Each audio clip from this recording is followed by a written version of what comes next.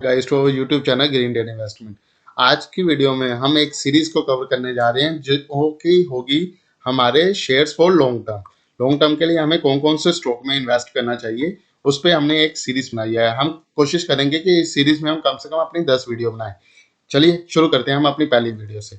आज के वीडियो का पहला टॉपिक रहेगा पैरादीप फोटोस्पेट, जिसका करंट मार्केट प्राइस 74 रुपीज है। इस वीडियो में जाने से पहले हम कुछ टॉपिक पर नजर डालेंगे जो हम इस वीडियो में कवर करेंगे। हम कवर करेंगे कंपनी की ओवरव्यू, सेल्स ग्रोथ और रिटर्न और डिलीवरी परसेंटेज पे। चलिए स्टार्ट करते हैं।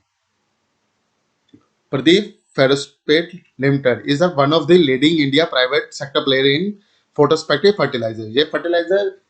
ये इंडिया की लीडिंग कंपनी है जो फर्टिलाइजर बनाती है सीड डेवलपमेंट के, जो एग्रीकल्चर में यूज होते हैं। इन ये जो फर्टिलाइजर होते हैं ये रूट्स डेवलपमेंट में फसल्स को, जो भी आप कोई भी फसल ले लो, उनको काफी हेल्प करते हैं। ठीक है, इनके दो प्लांट है ओवरऑल इंडिया में, एक पैरादीप उड़ीसा और सेकंड वन इज जोड़ी नगर गोया में। ठीक है, अब ये इसकी इंकॉर्पोरेशन हुई थी 1981 में विद गवर्नमेंट ऑफ इंडिया, और एक रिपब्लिक ऑफ नेहरू, ये फॉरेन कंट्री है, आरएन करके इसे बोला जाएगा। ठीक है, 1993 में, लेटर इन 1993 में गवर्नमेंट ने अपना 80% स्टेक को डी इन्वेस्टमेंट कर दिया था, और जो कि इस स्टेक को खरीदने के लिए जेएमपीपीएल ने अपनी बिडिंग की थी, और इस जॉइंट वेंचर के साथ मिलकर ओपीसी ग्रुप और एक जोरी एग्रो इंडिया लिमिटेड के साथ मिलकर एक इस कंपनी में अपनी हिस्सेदारी 70% से ज्यादा कर ली थी।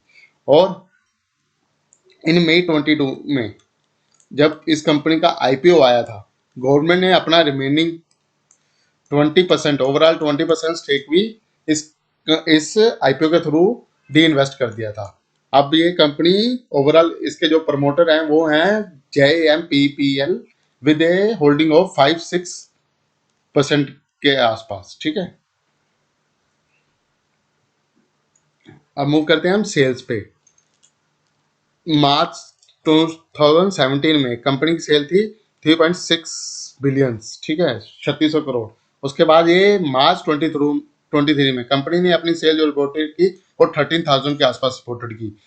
अगर हम बात करें एनुअल ग्रोथ पे, तो मार्च 2017 से 5% की ग्रोथ हुई, 19 में 15% की, 20 में ड्यू टू कोविड 4% की लॉस जो हमने डाउन देखा ग्रोथ में, वो -4% था। और मार्च 21 में 23% की, मार्च 22 में 52% की, और मार्च 23 में 70% की जो ये ग्रोथ देखी है हमने। अगर कंपनी की ग्रोथ बढ़ी है तो कंपनी का नेट प्रॉफिट भी इंक्रीज होगा साइमल्टेनियसली। जब मार्च 17 में कंपनी स्टार्ट हुई थी तो इसका नेट प्रॉफिट 86% के आसपास था, 86 करोड़ के आसपास था। वहीं अगर मार्च 23 में कंपनी ने अपना 303 करोड़ का नेट प्रॉफिट पोस्टेड किया था, जो पिछले साल के मुकाबले तो कम था, बट ओवरऑल नंबर में देखें तो काफी अच्छा नंबर था। अब मूव करते हैं हम इसके क्वार्टरली सेल्स में। क्वार्टरली सेल तो हालांकि डिप डाउन हो रही है ये क्वार्टरली बेसिस पे, पर नंबर काफी अच्छे हैं, जिसको आने वाले दिनों में हम अगर बात करें तो इसकी सेल्स में अच्छा ग्रोथ देखने को मिल सकता है। अब मूव करते हैं हम, कंपनी ने पिछले कुछ दिनों में रिटर्न कितनी दी। कंपनी की 1 वीक की रिटर्न थी -3% थी, एक 1 मंथ की 6% थी, -6%, 3 मंथ में रिटर्न 7% दी ऑलमोस्ट। अगर बात करें 1 ईयर रिटर्न, तो 37% की कंपनी ने 1 ईयर की रिटर्न दी, और कंपनी मई 2022 में इंकॉर्पोरेटेड हुई थी, तो इसलिए इसके 3 साल का डाटा हमारे पास अवेलेबल नहीं है। अगर हम डिलीवरी परसेंटेज पर बात करें तो कंपनी के जो यस्टरडे, कल जो ट्रेड हुए हैं, आज हम जो वीडियो डाल रहा हूँ ये है 12 मार्च 2024। कल 20 लाख शेयर ट्रेड हुए थे, जिसमें से 55% की डिलीवरी की है।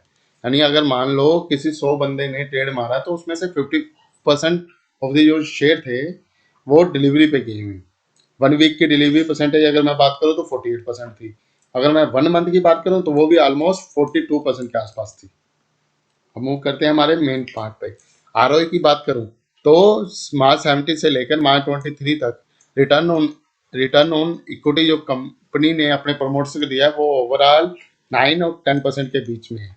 अगर रिटर्न ऑन कैपिटल एम्प्लॉयड की बात करूं तो वो ऑलमोस्ट 12% के हिसाब से है। यानी ईयर ऑन ईयर बेसिस पे कंपनी अपने प्रमोटर्स को एक अच्छा रिटर्न दे रही है।